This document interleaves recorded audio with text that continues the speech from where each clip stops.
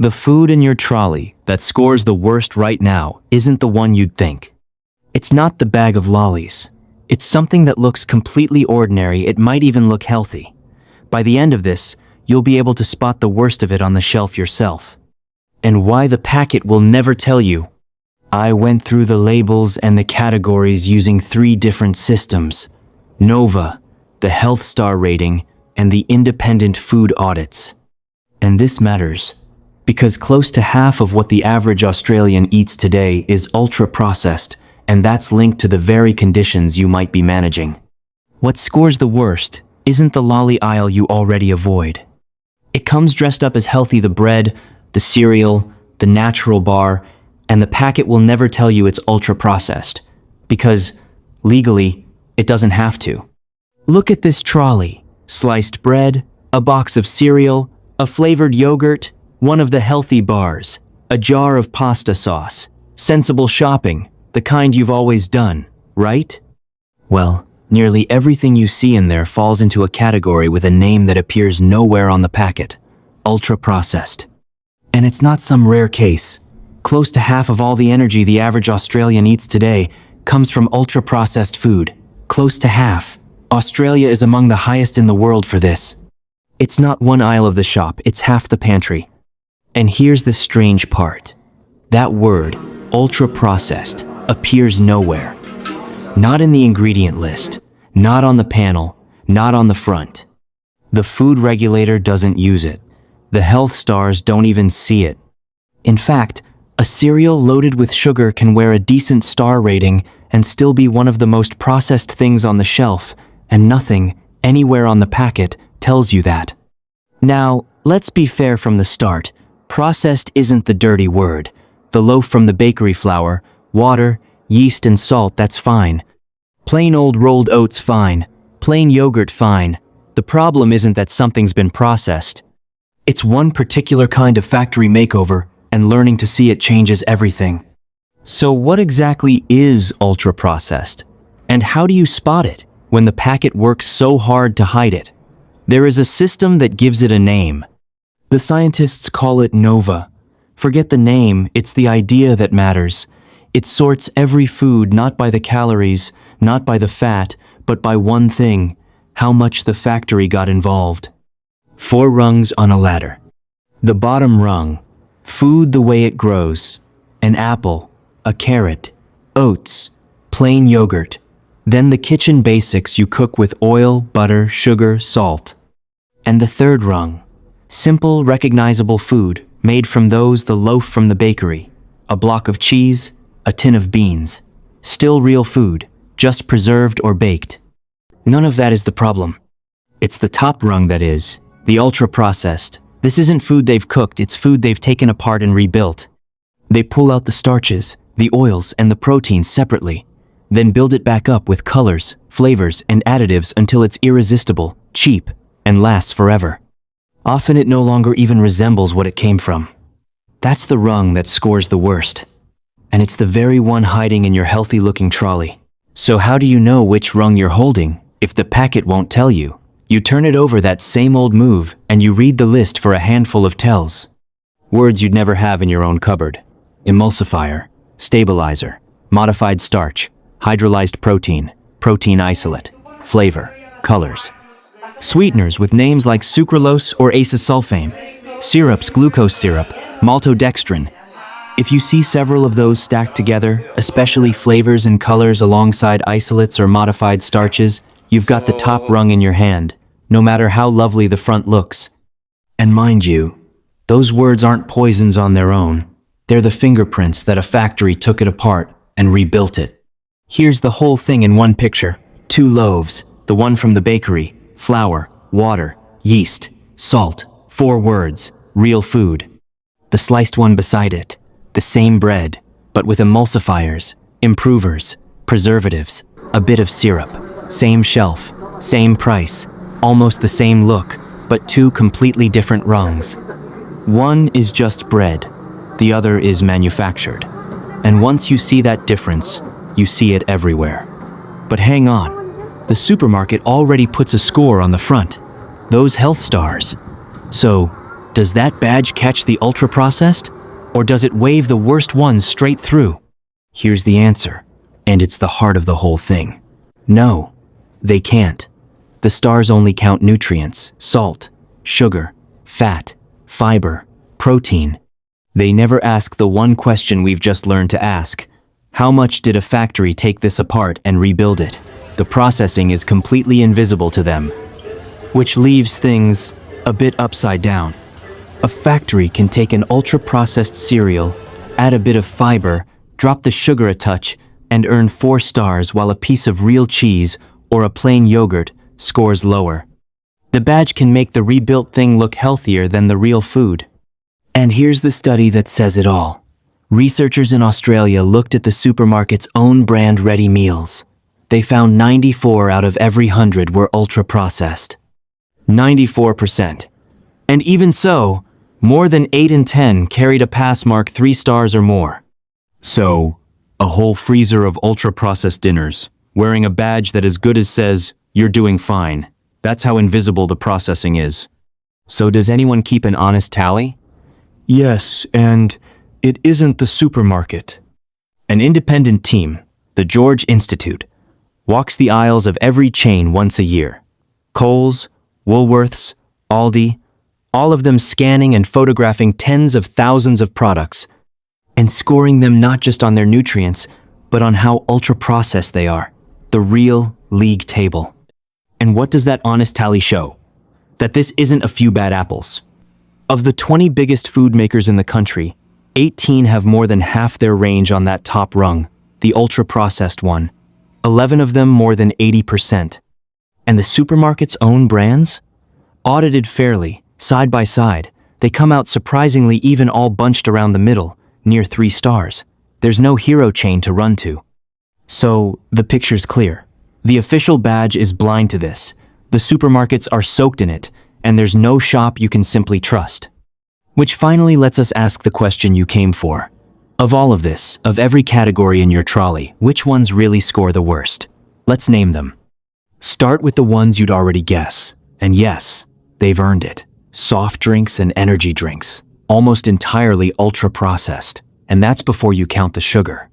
Lollies, sweet biscuits, cakes, ice cream, nearly all of it, top rung.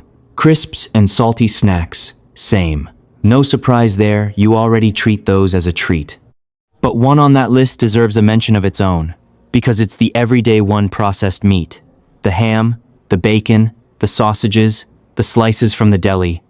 Not just ultra-processed, but the category with the strongest link to poor health of the whole group. In another video, we turned ham completely inside out. This is why.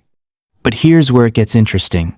The categories that score badly while looking like the good ones.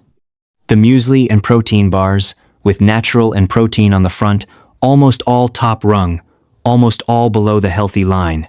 The flavored yogurts, closer to dessert than dairy.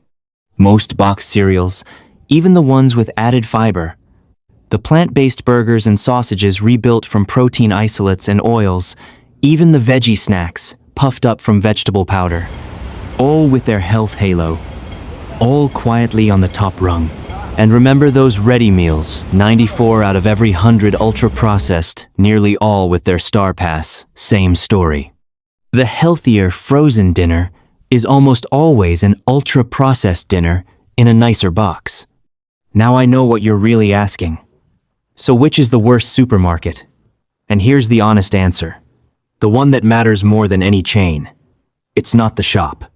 Every big supermarket's own range is mostly ultra-processed, all of them, well over half. The differences between them are small. 6 in 10 packaged products on any of their shelves are top rung.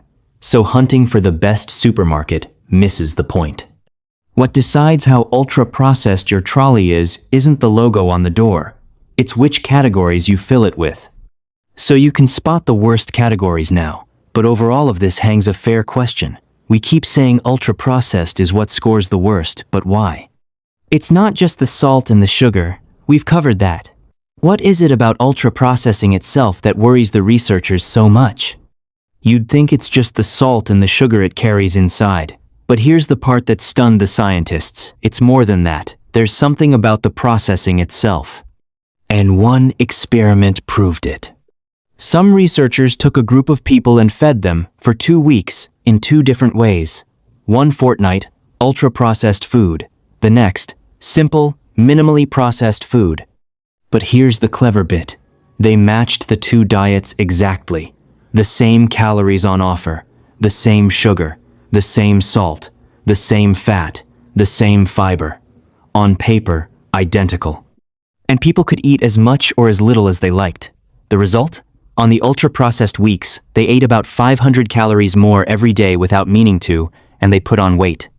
On the simple food weeks, with the very same nutrients to hand, they ate less and lost it. The same numbers on the label, a completely different outcome. What was going on?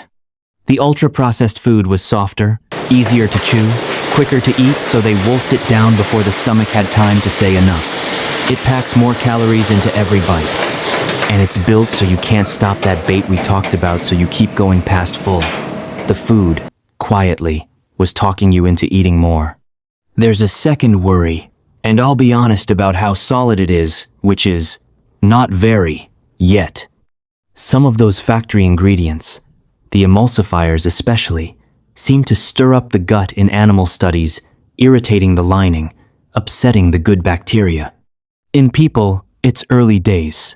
The science isn't settled, and nobody can pin a disease on any one additive at the amounts you'd actually eat. So, I'm not going to wave it about as a scare. It's just one more reason that less is better is a sensible bet. But here's the one that matters most to you, and it's the simplest of all. Every time an ultra-processed product goes on the plate, something better comes off it. The more of the bar, the box, the ready meal you eat, the less room there is for the beans, the oats, the eggs, the veg, the fruit, the real food that carries the fiber, the protein, the goodness your body leans on more and more as the years go on. Ultra-processed food doesn't just add what you don't need. Quietly, it pushes off the plate what you do. And with age, that crowding out weighs more. It's tied to losing muscle, to growing frail. So it makes you eat more without noticing, it might unsettle your gut, and it pushes the real food off your plate. That's the case against ultra-processing itself, beyond the salt and the sugar. But there's one question left, the big one, the one you actually want answered. All of this, does it really show up in people's health? Does eating more of it actually make you sicker? Let's look at what the evidence honestly says, the solid and the shaky. Here's the honest answer, both halves of it. The first half, yes. Pull together the biggest studies, millions of people, and the pattern is clear and consistent. The more ultra-processed food in a diet, the more obesity, the more type 2 diabetes, the more heart disease, and the more early death.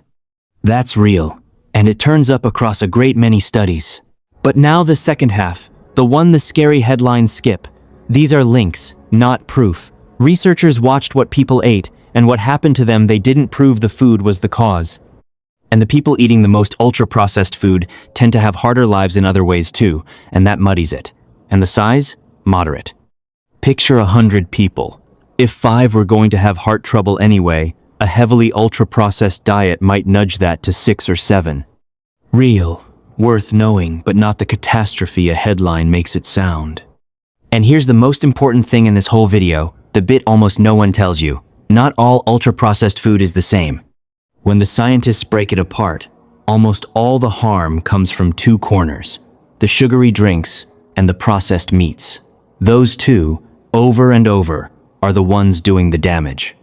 But other things on that same top rung, a wholemeal loaf, a plain yogurt with a single stabilizer, show no real harm at all. Some even came out slightly in your favor when they replaced something worse. So, ultra-processed is a useful warning label, but it's a broad brush. The bottle of soft drink and the high-fiber loaf are not the same enemy. And, to be fair to you, the scientists themselves argue about this. The very system that calls things ultra-processed gets criticized for being too broad, for lumping a soft drink in with a fortified loaf as if they're the same threat. It's a good warning for the big picture. It's a blunt tool for any single product, so don't take ultra-processed as a death sentence on a label. Take it as a nudge to look closer. So what does the honest version actually mean for you? It lines up neatly with advice you've heard your whole life. The worst offenders, the sugary drinks, the processed meats, the sweets, and the salty packets, keep those occasional and small. The everyday plate, fill mostly with real food. And a couple of ultra-processed helpers. A good wholemeal loaf, a plain yogurt, those sit fine inside a diet that's mostly real food. Especially if cooking from scratch every day isn't on the cards. So the science says, it's real, it's modest, and it's mostly about a handful of bad actors, not every box on the shelf. Which finally brings it all home to the person standing in the kitchen with all of this on their plate. To you. Let me bring it all down to one kitchen. Joan is 74, lives on her own since Bill went, on the pension. She's a careful woman, reads her labels, watches her blood pressure, takes her tablets, and if you followed her through an ordinary day, here's what you'd see. Breakfast. A bowl of cereal, the kind with the cheerful box and a flavored yogurt. Mid-morning, a healthy bar with her tea. Lunch. A ham sandwich on the soft sliced loaf and a few crisps. Dinner. A ready meal from the chilled aisle, easy on the hands, and a bit of ice cream after. Nothing wild. Nothing anyone would scold her for. But added up the way the scientists do, and close to half of Joan's day, half her energy came from that top rung, the ultra-processed one. And here's the thing. She never chose that. No one told her. The word was never on a single packet. And for Joan, with her blood pressure, it adds up quietly. The salt in the cereal, the bread, the ham, the ready meal, it leans on the very thing her tablets are fighting. The sugary bits nudge the numbers her doctor watches. None of it a disaster on any one day.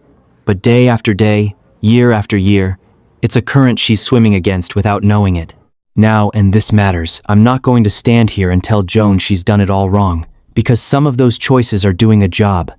When your hands ache, a chicken you didn't have to roast, a meal you didn't have to stand and cook, a loaf that keeps all week, that can be the difference between eating something and eating nothing. On a pension, the tin and the freezer stretch the money and cut the waste. For someone living alone with no appetite, an easy filling food beats a skipped meal every time. Convenience isn't the enemy. Joan doesn't have to cook from scratch every night to be all right. What she needs is just to shift the balance a little, not blow it up. The two biggest wins are the two easiest. The sugary drink, swapped for water or a cuppa. The ham, some days, swapped for a tin of tuna or a boiled egg. After that, gentler still, the plain yogurt with her own fruit stirred in, instead of the sweet one. The cereal with the short list. A bag of frozen veg tipped in beside the easy meal to stretch it. None of it is cooking from scratch. And the lovely part when older folks made changes just this size, dropping the ultra-processed from about half their day down towards a sixth, the things their doctors measure actually moved. Not from a heroic effort, from a handful of swaps. So Joan doesn't need a new life. She needs the one trick the label won't give her away to spot the worst of it on the shelf, and the few swaps that matter most. And that finally is something I can put right in your hand, now, before you next push the trolley out the door. So here it is, the trick the label won't give you, simple enough to use the very next time you're standing in the aisle, and it starts with the one move that does the most.